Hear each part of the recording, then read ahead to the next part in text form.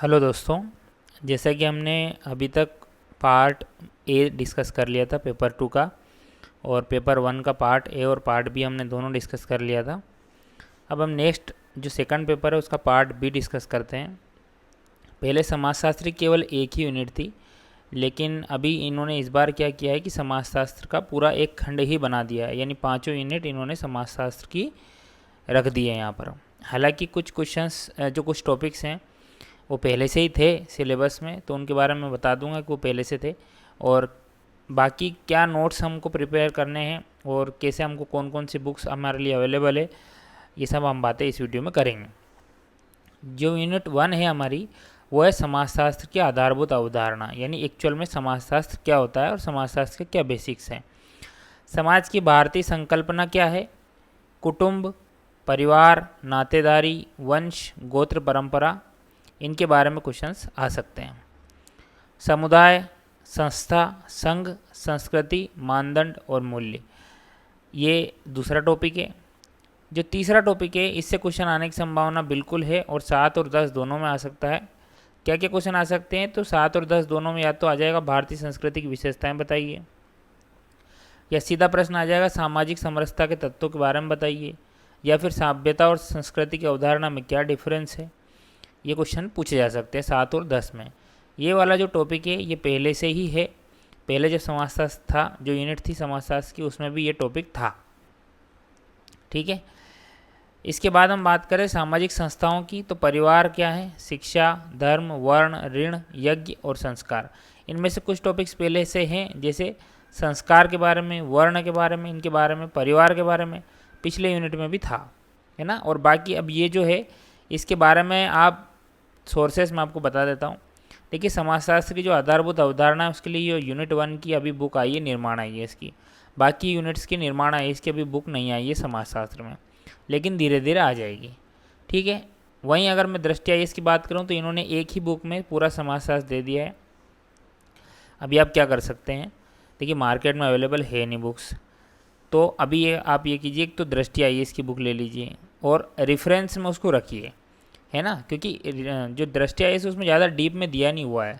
मतलब अगर ये मान के चलिए आपकी निर्माण आई की जितना एक यूनिट की बुक है, दृष्टि की 5 यूनिट की मिला के उतनी बड़ी बुक है, तो हमको क्या डीप में पढ़ना है। हमको ऐसा नहीं करना है कि हमको जो है पाप काट देना है कि नहीं यार एक ही बुक पढ़ लेता हूँ और सिलेक्शन हो तो ठीक है, नहीं तो कोई बात ही नहीं।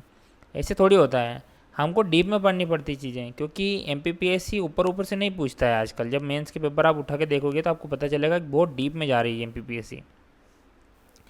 तो ये दो सोर्स अच्छे हैं, एक तो दृष्टि आई और एक निर्माण की यूनिट 1 के लिए। हालांकि मैंने कल एक बुक देखी थी मार्केट में, ये चैम्पियन स्क्वायर करके है, समाजशास्त्र राज्य सेवा मुख्य परीक्षा पेपर 2 पार्ट बी यूनिट 1 और 2। इन्होंने इंटरव्यू दे रखा है जिन्होंने ये लिखी है बुक, और बढ़िया बुक है, अच्छा लिखा है इन्होंने।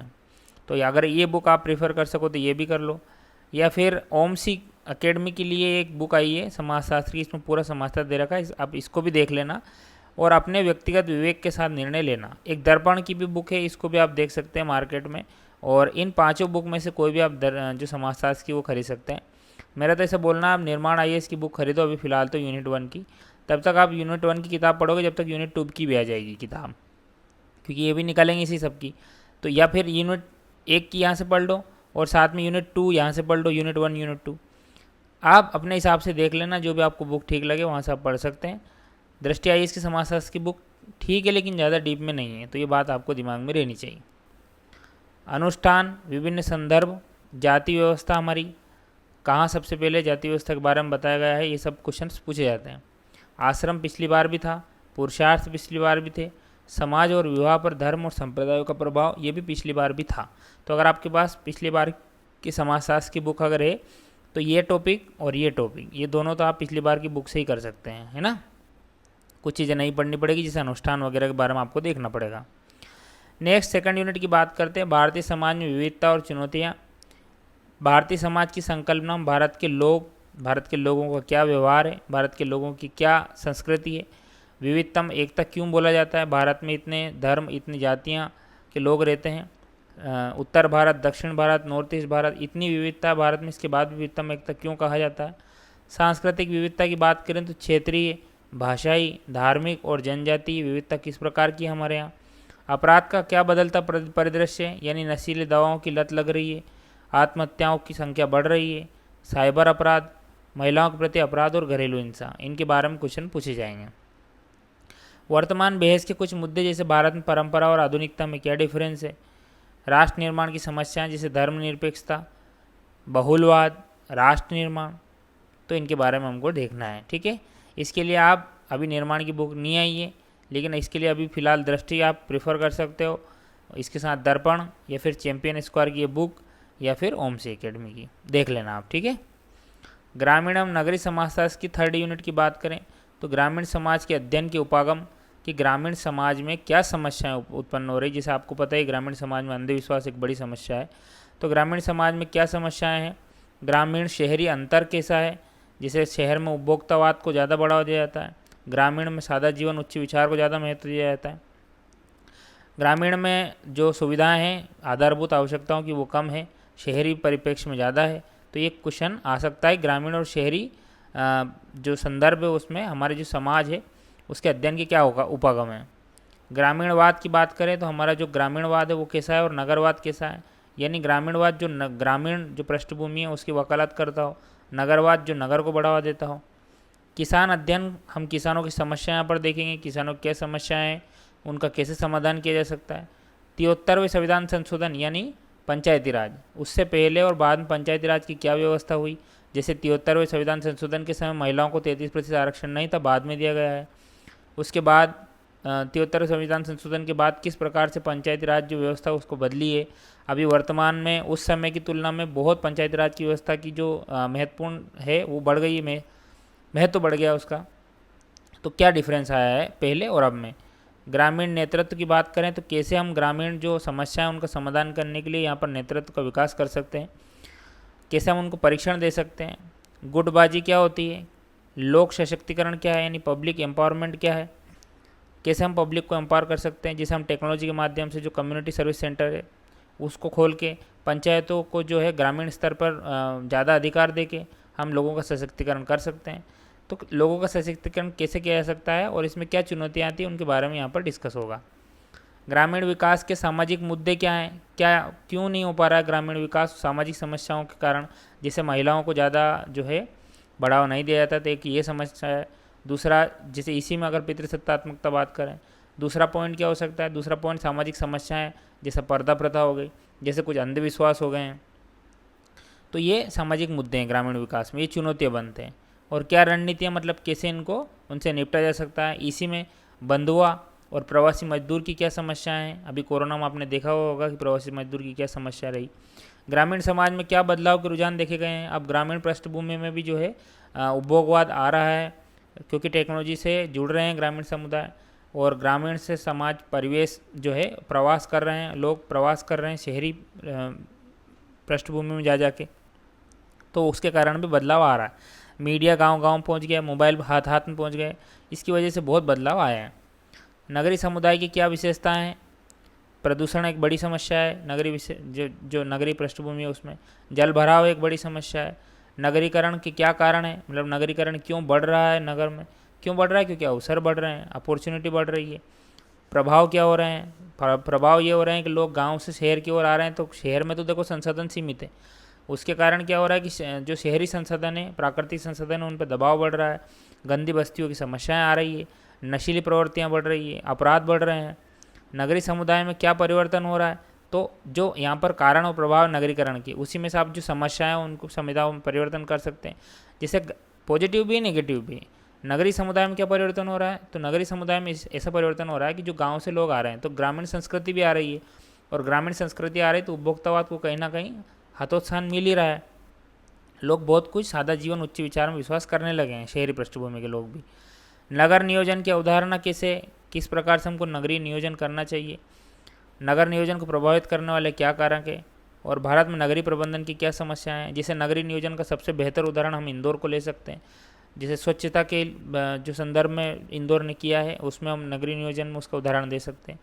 नगरीय नियोजन का मतलब ये है कि नगर के लिए जो भी आधारभूत आवश्यकता है उनका किस प्रकार से प्लानिंग की जाती है, वो नगरीय नियोजन में आता है। नगर नियोजन को प्रभावित करने वाले कारक क्या हैं, और जैसे जनसंख्या हो गई है, जैसे ग्रामीण से पृष्ठभूमि से जो प्रवास हो रहा है वो एक नगरीय नियोजन को प्रभावित करने वाला कारक है। संसाधन कितने हैं, अवेलेबल है कि नहीं है वो। तो ये यूनिट 3 हो गई। यूनिट 4 की बात करें तो औद्योगिकरण, वैश्वीकरण और सामाजिक विकास और जनसंख्या। भारत में औद्योगिकरण और सामाजिक परिवर्तन किस प्रकार एक दूसरे से जुड़े हुए हैं। परिवार, शिक्षा, स्तरीकरण पर प्रभाव क्या पड़ रहा है औद्योगिकरण के कारण।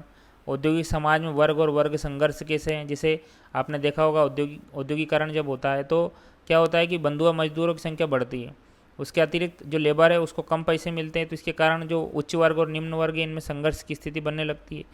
वैश्वीकरण की क्या चुनौतियाँ हैं, वैश्वीकरण अगर हुआ तो उसके कारण हमको क्या प्रभाव झेलना पड़ा।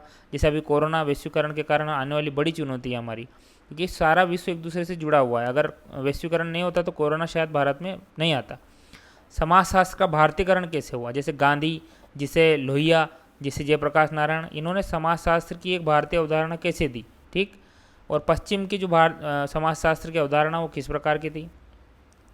शिक्षा का निजीकरण कैसे हो रहा है दिन ब दिन, तो उसकी बात भी यहाँ पर होगी और उसके क्या प्रभाव पड़ रहे हैं। सामाजिक संरचना और विकास, सुविधा प्राप्त प्रदाता क्या हैं, अवरोधक क्या हैं, विकास और सामाजिक आर्थिक असमानताएं किस दृष्टि से आगे बढ़ रही है। संस्कृति और विकास की बात अगर करें तो इसमें क्या सहायक और बाधक रूप के रूप में संस्कृति, उत्तर आधुनिकीकरण और पश्चिमीकरण।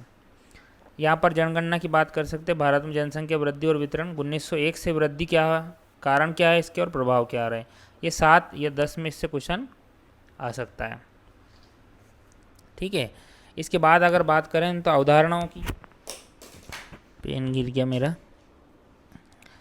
इसकी बात करें अवधारणाएं की तो प्रजनन क्षमता क्या होती है, मृत्यु दर के क्या कारण हैं, और मृत्यु दर कम हो रही तो जनसंख्या वृद्धि बढ़ रही है। रुग्णता यानी बीमारियां, प्रवास कैसे हो रहा है, आयु और लिंग की क्या संरचना है, ठीक है। ये यहाँ पर यूनिट 4 है। यूनिट 5 पहले से ही है, मैं बताता हूँ कौन कौन से टॉपिक। जैसे ये जो टॉपिक है नीचे, सामुदायिक विकास कार्यक्रम, विस्तार शिक्षा, पंचायती राज, सामुदायिक विकास में गैर सरकारी संगठनों की भूमिका, ये पिछली बार भी समाजशास्त्र की यूनिट में था।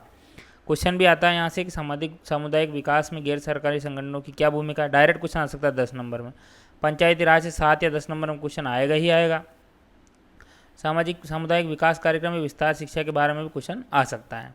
इसके अतिरिक्त ये जो टॉपिक है ये भी पहले था, सामाजिक वर्गों और उनके कल्याण कार्यक्रमों संबंधित मुद्दे, जैसे जो वरिष्ठ नागरिक हैं उन संबंधित क्या समस्याएं हैं, महिलाओं संबंधित समस्याएं, विशेषाधिकार प्राप्त वर्ग और विकासात्मक परियोजना से उत्पन्न विस्थापित समूह, मतलब जैसे जो बांध डैम परियोजनाएं आ रही है उनके कारण लोगों को एक जगह से दूसरी जगह विस्थापित कर रहे हैं, तो उनकी क्या समस्याएं उत्पन्न हो रही है। बालिकाओं की शिक्षा से जुड़े क्या मुद्दे हैं, ये पिछली बार भी टॉपिक में था, तो वहाँ से भी आप इसको कवर कर सकते हैं। नेक्स्ट, मध्य प्रदेश में जनजातियों की स्थिति, सामाजिक संरचना, रीति रिवाज, इससे 2 नंबर का क्वेश्चन भी आएगा, किसी भी जनजाति के बारे में पूछ लेंगे। जैसे अभी कुछ समय पहले मध्य प्रदेश के पश्चिमी क्षेत्र में कौन सी जनजाति पाई जाती है और उसकी एक उपजाति बताइए, यानी भील, और उसकी उपजाति मान लो भिलाला।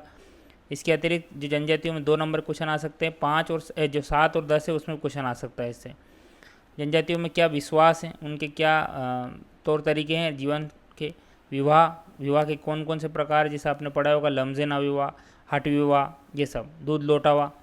रिश्तेदारी कैसे काम करती है वहाँ, धार्मिक विश्वास कैसे हैं उनके, परंपराएं, त्यौहार और उत्सव कैसे मनाए जाते हैं। इसको आप अपनी जो 10वीं यूनिट आपने पढ़ी होगी प्रीलिम्स में, वहाँ से भी कर सकते हैं। इसके अतिरिक्त जो आप समाजशास्त्र की अगर दृष्टि की बुक लेंगे तो ये जो 2 टॉपिक है वहाँ पे उन्होंने कवर कर रखे हैं, तो वहाँ से देख लो आप। और अगर पिछले साल की अगर बुक है आपकी शिक्षा संबंधित तो ये दोनों वहाँ से हो जाएगा आपका, ठीक है। ये दोनों पॉइंट वही है। राष्ट्रीय शिक्षा नीति 2020 का विजन क्या है, सिद्धांत क्या है, स्कूली शिक्षा और उच्च शिक्षा और व्यावसायिक जो शिक्षा है उनकी क्या समस्याएं और क्या समाधान हो सकता है।